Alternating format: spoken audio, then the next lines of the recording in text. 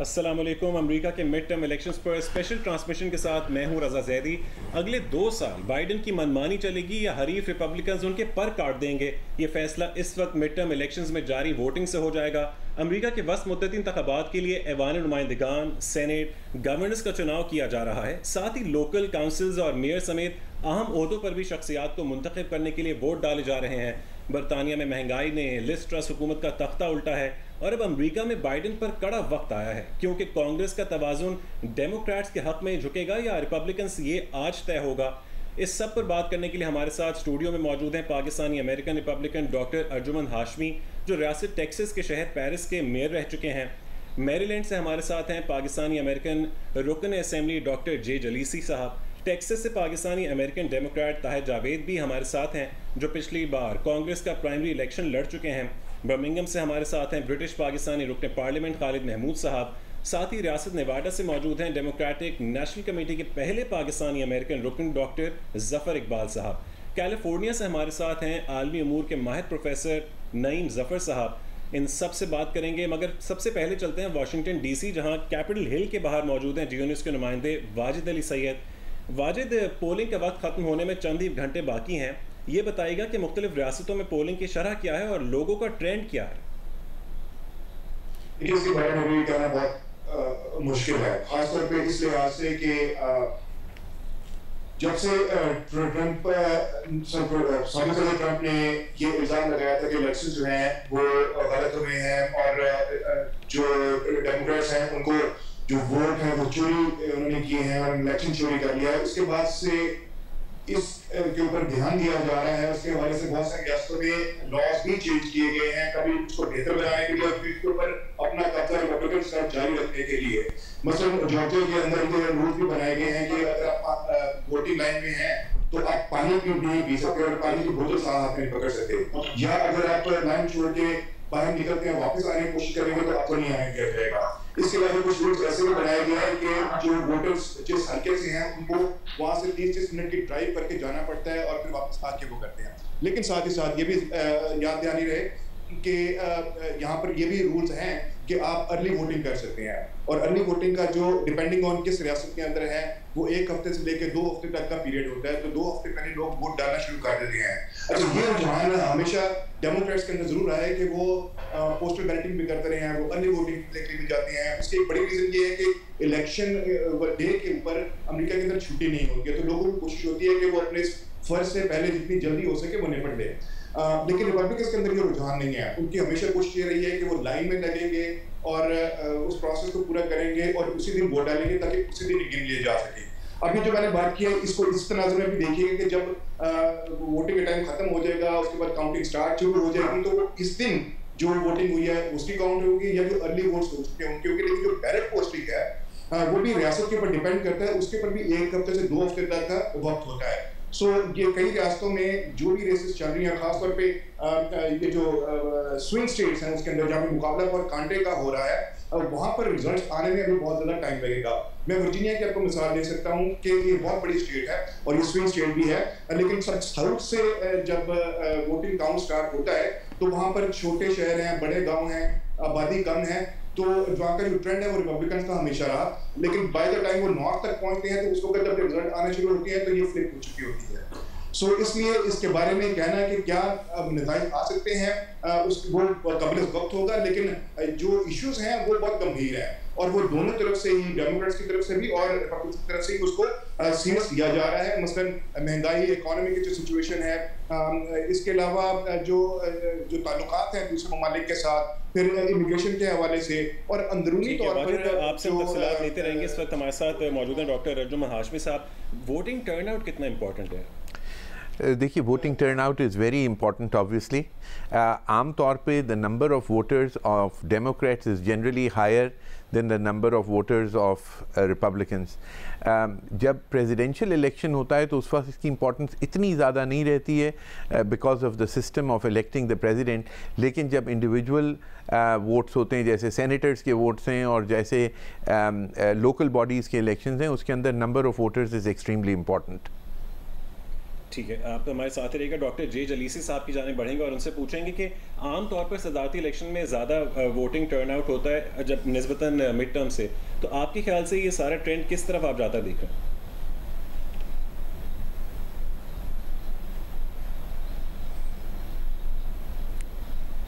Presidential election में turnout ज़्यादा होता है compare to mid term elections, मगर ये मिड टर्म इलेक्शन जो हैं ये भी बड़े इम्पोर्टेंट हैं इसलिए कि हाउस ऑफ रिप्रेजेंटेटिव जिसे हम उर्फ़ आम में कांग्रेस कहते हैं और यूएस सेनेट दोनों जो हैं वो चंद ही नशिस्तों की बुनियाद पर डेमोक्रेटिक मेजॉरिटी रखती हैं और एक वोट का या दो सेनेटर्स का डिफरेंस जो है वो डेमोक्रेटिक कंट्रोल को यूएस सेनेट में चेंज कर सकता है और इस तब्दीली की वजह से सेनेटर बाइडेन के प्रेसिडेंट बाइडेन के लिए मुश्किल हो सकती है अपने बिल्स पास करने के लिए। तो इस वजह से ये election normally mid term election जितने हाई इंटेंसिटी नहीं होते हैं, मगर ये इलेक्शन इस वजह से काफ़ी इंटेंस और काफ़ी इम्पोर्टेंट समझे जा रहे हैं।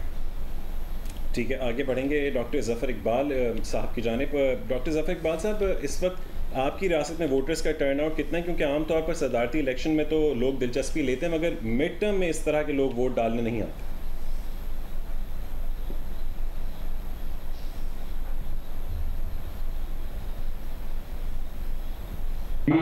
आपने मेरे से सवाल किए? नहीं, ज़फ़र इकबाल साहब बोल रहे हैं। जी जी जी जी बिल्कुल, आपसे।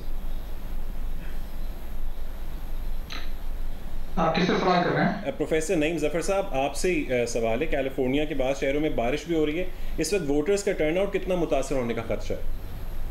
काफ़ी ज़्यादा, क्योंकि कैलिफोर्निया में सुबह से बारिश हो रही है। बेशुमार लोग जो जाने वाले थे वो नहीं जा पाएंगे। गुड न्यूज़ है, काफ़ी लोगों ने पहले अर्ली वोटिंग का फ़ायदा उठा के वोट कर दिया था, तो वो हमने कर दिया उसके हिसाब से 2 दिन पहले। लेकिन इसका इम्पैक्ट होगा डेफिनेटली, लेकिन इसका फ़र्क इतना नहीं पड़ता क्योंकि California is going to go Democratic anyway. इसका ज़्यादा फर्क पड़ेगा और स्टेट्स में, लाइक नेवाड़ा में भी बारिश हो रही है, लेकिन कैलिफोर्निया का इम्पैक्ट कम होगा।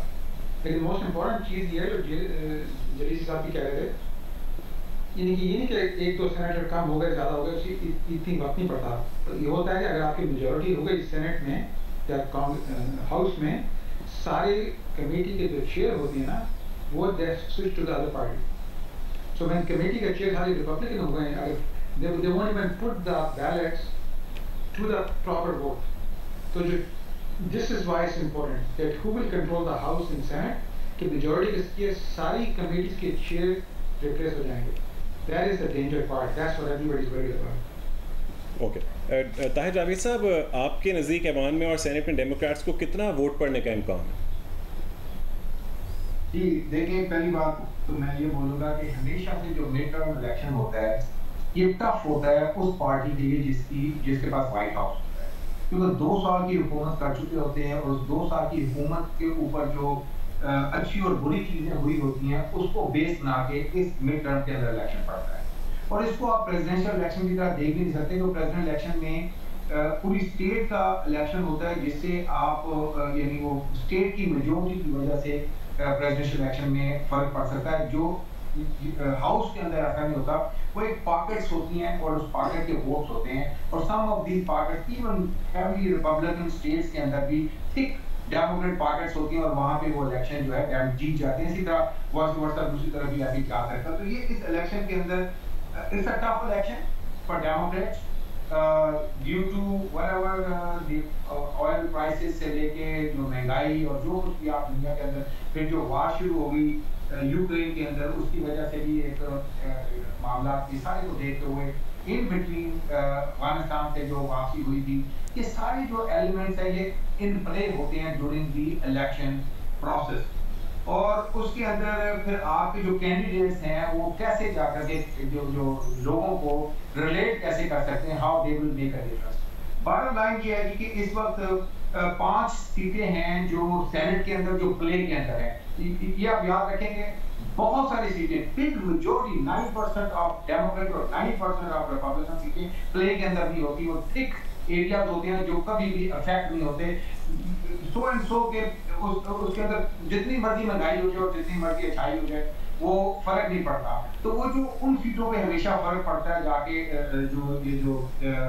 जो आप समझे हाउस के अंदर जो ग्रे जो आप कहें पर्पल एरिया के अंदर, जैसे डॉक्टर आसिफ जिस एरिया से कर रहे हैं जैसा पर्पल एरिया, तो वो किसी भी साइड में जा सकती है वो सीट, और इसी तरह की बाकी जो जगह होंगी उसके ऊपर। और these guys they don't become biased on कि हमें कुछ भी हो जाए थिक और थिन हमने अपनी पार्टी को वोट देना है।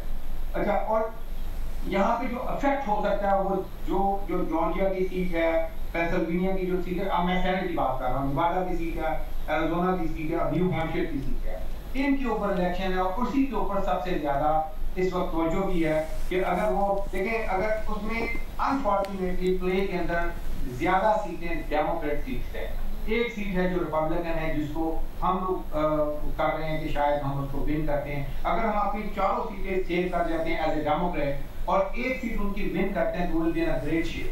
इसी तरह वो भी sitting in front of the TV screen and watching these के भी नेवाडा की सीट जो है जो most likely too much in the play है इस वक्त।